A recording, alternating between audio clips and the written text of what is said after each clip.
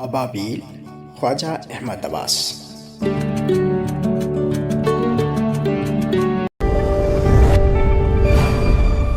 Doubt to listener, اب سنیے اور جانیے۔ افسانہ ابابیل، خواجہ احمد عباس۔ اس کا نام تو رحیم خاں تھا، مگر اس جیسا ظالم بھی شاید ہی کوئی ہو۔ گاؤں بھر اس کے نام سے کانپتا تھا، نہ آدمی پر ترس کھائے نہ جانور پر۔ ایک دن رامو لہار کے بچے نے اس کے بیل کی دم میں کانٹے باندھ دیے تھے تو مارتے مارتے اس کو ادموا کر دیا۔ اگلے دن زیلدار کی گھوڑی اس کے کھیت میں گھس آئی تو لاٹھی لے کر اتنا مارا کہ لہو لہان کر دیا۔ لوگ کہتے تھے کہ کمبخت کو خدا کا خوف بھی تو نہیں ہے، معصوم بچوں اور بے زبان جانوروں تک کو معاف نہیں کرتا، یہ ضرور جہنم میں جلے گا۔ مگر یہ سب اس کی پیٹھ کے پیچھے کہا جاتا تھا، سامنے کسی کی ہمت زبان ہلانے کی نہ ہوتی۔ ایک دن بندو کی جو شامت آئی تو اس نے کہہ دیا، ارے بھائی رحیم خان، تو کیوں بچوں کو مارتا ہے؟ بس اس غریب کی وہ درگت بنائی کہ اس دن سے لوگوں نے بات بھی کرنی چھوڑ دی کہ معلوم نہیں کس بات پر بگڑ پڑے۔ بعض کا خیال تھا کہ اس کا دماغ خراب ہو گیا ہے، اس کو پاگل خانے بھیجنا چاہیے۔ کوئی کہتا تھا اب کہ کسی کو مارے تو تھانے میں رپٹ لکھوا دو، مگر کسی کو مجال تھی کہ اس کے خلاف گواہی دے کر اس سے دشمنی مول لیتا۔ گاؤں بھر نے اس سے بات کرنی چھوڑ دی، مگر اس پر کوئی اثر نہ ہوا۔ صبح سویرے وہ ہل کاندھے پر دھرے اپنے کھیت کی طرف جاتا دکھائی دیتا تھا، راستے میں کسی سے نہ بولتا، کھیت میں جا کر بیلوں سے آدمیوں کی طرح باتیں کرتا تھا۔ اس نے دونوں کے نام رکھے ہوئے تھے، ایک کو کہتا تھا نتھو، دوسرے کو چھدو۔ ہل چلاتے ہوئے بولتا جاتا، کیوں بے نتھو، تو سیدھا نہیں چلتا؟ یہ کھیت آج تیرا باپ پورا کرے گا، اور ابے چھدو، تیری بھی شامت آئی ہے کیا؟ اور پھر ان غریبوں کی شامت آ ہی جاتی۔ سوت کی رسی کی مار دونوں بیلوں کی کمر پر زخم پڑ گئے تھے۔ شام کو گھر آتا تو وہاں اپنے بیوی بچوں پر غصہ اتارتا۔ دال یا ساگ میں نمک ہے، بیوی کو ادھیڑ ڈالا۔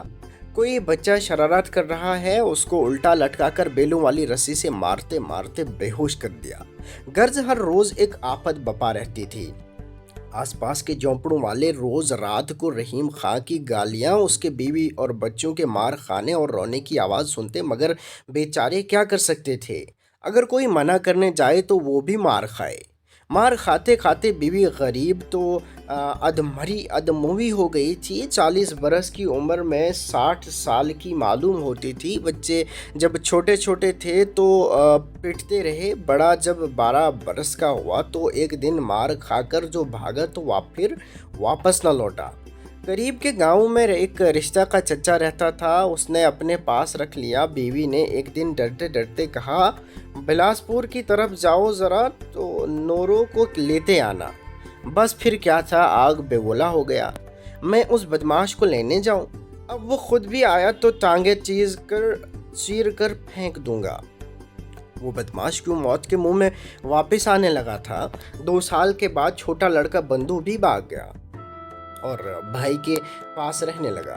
رحیم خان کو غصہ اتارنے کے لیے فقط بیوی رہ گئی تھی، سو وہ غریب اتنی پٹ چکی تھی کہ اب عادی ہو چلی تھی۔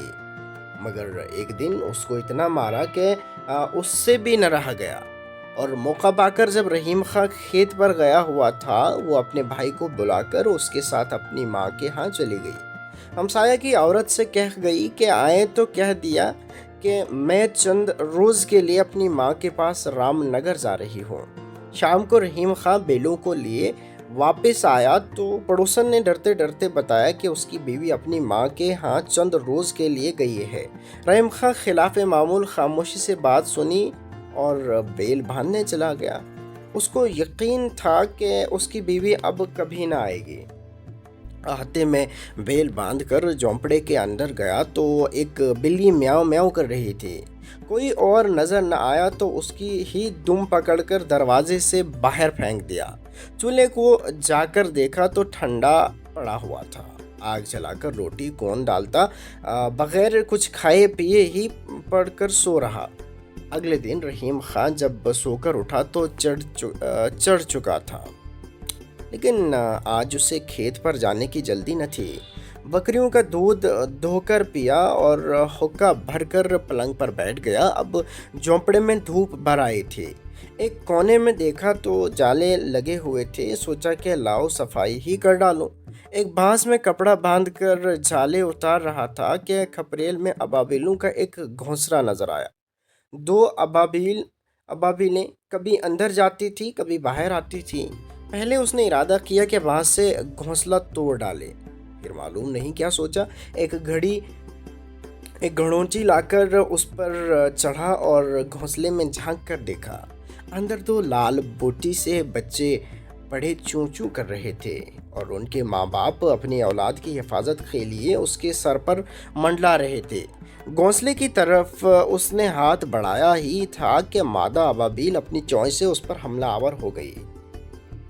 ارے آنکھ پھوڑے گی، اس نے اپنا خوفناک کہا مار کر کہا اور گھڑونچی پر سے اتر آیا۔ ابابیلوں کا گھونسلہ سلامت رہا۔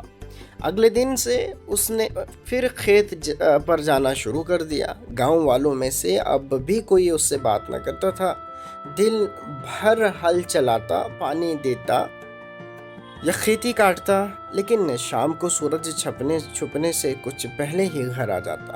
حقہ بھر کر پلنگ کے پاس لیٹ کر ابابیلوں کے گھونسلے کی سیر دیکھتا رہتا۔ اب دونوں بچے بھی اڑنے کے قابل ہو گئے تھے۔ اس نے ان دونوں کے نام اپنے بچوں کے نام پر نورو اور بندو رکھ دیے تھے۔ اب دنیا میں اس کے دوست یہ 4 ابابیل ہی رہ گئے تھے، لیکن ان کو یہ حیرت ضرور تھی کہ مدت سے کسی نے اس کو اپنے بیلوں کو مارتے نہ دیکھا تھا۔ نتھو اور چھدو خوش تھے، ان کی کمروں پر سے زخموں کے نشان بھی تقریباً غائب ہو گئے تھے۔ رحیم خان ایک دن کھیت سے ذرا سویرے چلا آ رہا تھا کہ چند بچے سڑک پر کبڈی کھیلتے ہوئے ملے۔ اس کو دیکھنا تھا کہ سب اپنے جوتے چھوڑ کر بھاگ گئے۔ وہ کہتا ہی رہا، ارے میں کوئی مارتا تھوڑی ہوں۔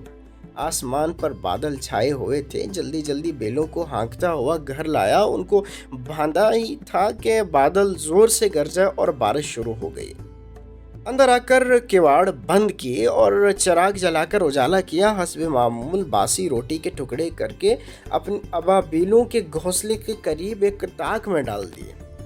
ارے او بندو، ارے او نورو، پکارا مگر وہ نہ نکلے۔ گھونسلے میں جو جھانکا تو چاروں اپنے پروں میں سر دیے سہمے بیٹھے تھے۔ این جس جگہ چھت میں گھونسلہ تھا وہاں ایک سوراخ تھا اور بارش کا پانی ٹپک رہا تھا۔ اگر کچھ دیر یہ پانی اس طرح ہی آتا رہا تو گھونسلہ تباہ ہو جائے گا اور ابابیلیں بیچاری بے گھر ہو جائیں گی۔ یہ سوچ کر اس نے کواڑ کھولے اور موسلا دھار بارش میں سیڑھی لگا کر چھت پر چڑھ گیا۔ جب تک مٹی ڈال کر سوراخ کو بند کر کے وہ اترا تو شرابور تھا۔ پلنگ پر جا کر بیٹھا تو کئی چھینکیں آئی، مگر اس نے پرواہ نہ کی اور گیلے کپڑوں کو نچوڑ چادر اوڑھ کر سو گیا۔ اگلے دن صبح کو اٹھا تو تمام بدن میں درد اور سخت بخار تھا۔ کون حال پوچھتا اور کون دوا لاتا۔ 2 دن اسی حالت میں پڑا رہا۔ جب 2 دن اس کو کھیت پر جاتے ہوئے نہ دیکھا تو گاؤں والوں کو تشویش ہوئی۔ خالو، ذیلدار اور کئی کسان شام کو اس کے جھونپڑے میں دیکھنے آئے۔ جھانک کر دیکھا تو پلنگ پر پڑا آپ باتیں کر رہا تھا۔ ارے بندو، ارے نورو، کہاں مر گئے؟ آج تمہیں کون کھانا دے گا؟ چند ابابیلیں کمرے میں فڑفڑا رہی تھی۔ بیچارہ پاگل ہو گیا ہے۔ کالو زمیندار نے سر ہلا کر کہا، صبح کو شفا خانہ والوں کو پتہ دیں گے کہ پاگل خانہ بھجوا دیں۔ اگلے دن صبح کو جب اس کے پڑوسی شفا خانے والوں کو لے کر آئے اور اس کے جھونپڑے کا دروازہ کھولا تو مر چکا تھا۔ اس کی پائنتی 4 ابابیلیں سر جھکائے خاموش بیٹھی تھی۔ ماخذ کہانیاں، اگلا افسانہ اجنتا خواجہ احمد عباس ایک لڑکی میں شامل۔